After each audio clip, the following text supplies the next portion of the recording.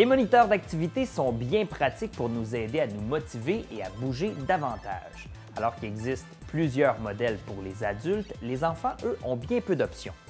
Pour cette capsule Papa Techno, j'ai testé le Fitbit Ace 2, le bracelet d'entraînement pour enfants de la populaire marque.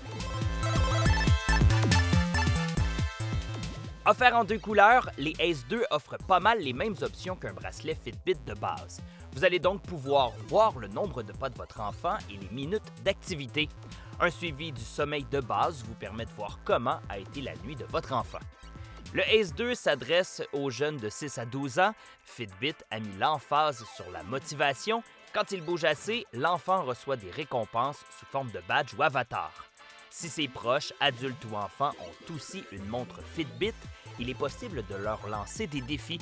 Ça peut être alors une option intéressante pour motiver toute la famille. Le module Fitbit peut être retiré du bracelet, vous pouvez donc le changer en cas de bris.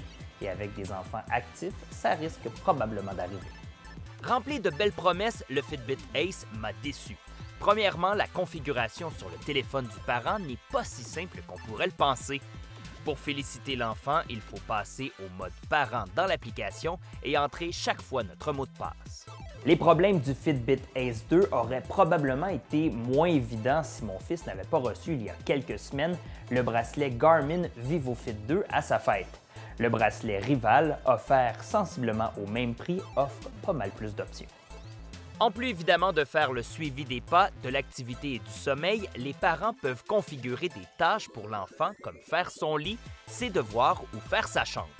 Les parents donnent une certaine valeur à chaque tâche en pièces virtuelles.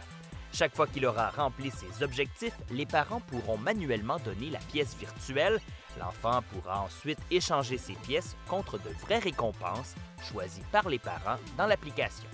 Garmin a aussi des ententes avec Marvel et Disney. En plus d'un bracelet aux couleurs de super-héros ou de princesse Disney, un jeu spécial est offert dans l'application mobile. Pour progresser dans le jeu, l'enfant n'a pas le choix de bouger 30 minutes par jour. La pile du Fitbit Ace 2 est rechargeable et a une autonomie de 5 jours. Du côté de Garmin, c'est une autonomie d'1 an. Par contre, ce n'est pas une pile qui est rechargeable, on doit la changer au bout d'1 an. Garmin a donc dû faire quelques sacrifices pour avoir une autonomie plus longue. L'écran est vraiment moins beau et plus petit que celui du Fitbit. Petite précision, les deux modèles peuvent être utilisés dans la piscine ou sous la douche. Finalement, le choix du bracelet d'entraînement dépend de différents facteurs. Si les parents ont déjà une Fitbit, il est peut-être mieux de rester avec cette marque.